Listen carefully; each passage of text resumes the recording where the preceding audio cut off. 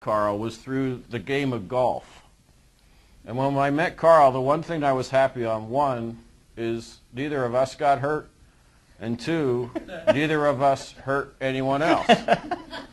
And also, when I learned he was a parachutist in the military as a career, and I was fascinated by that, the thing of jumping out of a legitimate plane into the air and as a living. And then I learned that it mirrored his golf career, because he was explaining how he jumped out of airplanes to land in water and sand and high grass, and that's exactly how his golf game turned out. Hitting out of sand, hitting out of water, and hitting out of high grass. So and it hasn't improved one bit since that day we golfed the first time. But it was an enjoyable experience, and we became friends. And Carl, I'll let you take it away. Thanks, Kelly. He always has some interesting way to introduce me. I don't know if anybody else experiences the same thing, but I see some heads shaking like, yes, it's the same way. All right. Well, thanks, Kelly. I'm Carl Heininger, once again from Dellicker Strategies. We're a small consulting firm, Pennsylvania-based consulting firm, which is important. We operate in Pennsylvania solely at this point. We are in the healthcare sector. We operate in the education sector, the public government sector, and now have recently just moved into private sector.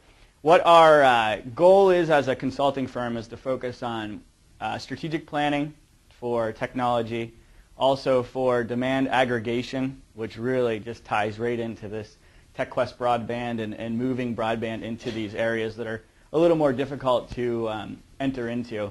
And finally, the third thing we focus on is content planning. So once all of this broadband is pushed into the areas in Pennsylvania, and it's not that easy, it takes a little while and it's very, very cumbersome, we then plan on how it's most effectively used for a company or for a school or for a college or anything like that. So for this presentation, really, I'm just going to focus on demand aggregation and talking about the current projects, like Kelly said, in Somerset and trying to bring something up in Harrisburg.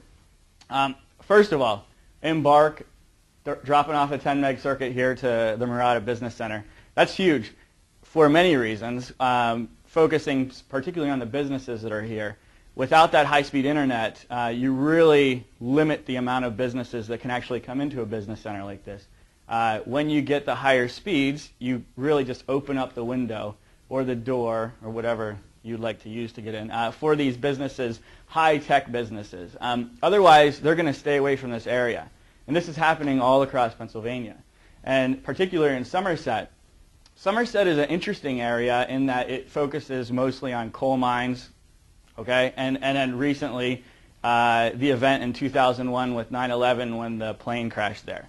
So there is a little tourism that has developed in that area also in memory of that event. With Somerset, they have one or two main players to really bring broadband into the area. When there's only one or two players, those two players, or two vendors, I shouldn't use them as players, two vendors that are able to offer telecom services. When there's only two, the prices are very high. Correct? I'm sure everyone has experienced that.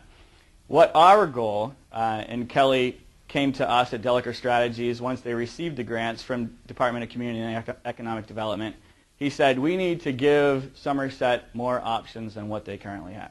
So, demand aggregation. I mentioned that one or two times. That's the process where our consulting group goes in, really builds community awareness around this opportunity that is here because of the grant that will allow businesses and schools and or hospitals and or colleges to come together and aggregate or bring together their demand to try to offer a better business case for large vendors, large telecom vendors, to come in and deliver circuits. That's really important because the reason Somerset doesn't have multiple vendors to come in and offer services at a low cost is because there hasn't been the business case there to do it. In the past, there is one business goes out and looks for one contract for telecom. Then a telecom provider says, well, I don't know if that's really worth us building out into that area to deliver that circuit. But on the other hand, when we do a demand aggregation, we bring together 4, 5, 6, 7, 10 major businesses to receive at least 10 meg connections into the area, sometimes 100 meg, sometimes gigabit connections if we can push that if we can get that rate into the area.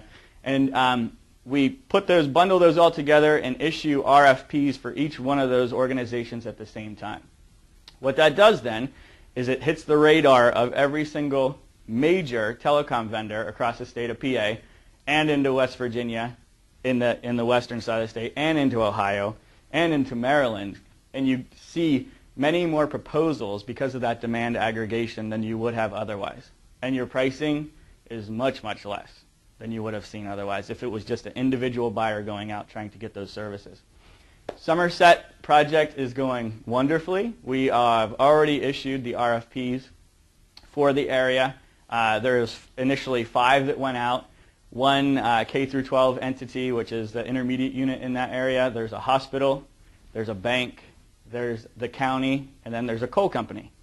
How diverse is that? Right? It's very diverse. And it can show you that even organizations and companies that don't have any real interaction can come together to actually aggregate demand for broadband and get something new in the area. The RFPs have come back from that project. Sorry, the proposals have come back for the RFPs. We saw 8 different telecom vendors actually bid in Somerset County, that's really unheard of in that remote of an area. There were 30 different telecom vendors that were actually interested in the beginning to bid, but only 8 or 9 decided to actually submit proposals. Each one of them offered speeds anywhere from the 1.5 meg at the low end all the way up to gigabit connections to all of the buildings. There's 45 different buildings throughout those 4 or 5 different contracts. Amazing. We're currently in the analysis. There are some viable options for that area, and we hope to see some signed contracts here later on in this year or the beginning of 2009. That process that I just explained of demand aggregation is easily replicable across the state of PA. That's not the first time we've done it. We've been doing this for about 3-4 years now. There's been $80 million worth of signed contracts over the last 3 years from the specific type of demand aggregation. So it works. And it's really proven that that's not the first time we've done it, and I'm sure it's not going to be the last that we're actually going to do it in PA. Because these contracts, once they're signed, they come up for bid again, and if they're going to stay with the existing vendor, great. If they will be choosing a different vendor or different options or different technology, we'll go through the same process. Hopefully our goal is to get through the whole state of PA and have broadband pushed out everywhere. So that's going to keep students that graduate from colleges in our state, right? Maybe in your hometowns. How great would that be? It's going to get big businesses in here to actually operate and increase the tax base of PA, right? And kind of lower the residential taxes. Wonderful. And really just put PA on the map as far as a broadband state, somewhere you can go and get high speed no matter where you live or where you work. That's our process. That's an update for everyone. Thank you. Kelly, I turn it back to you.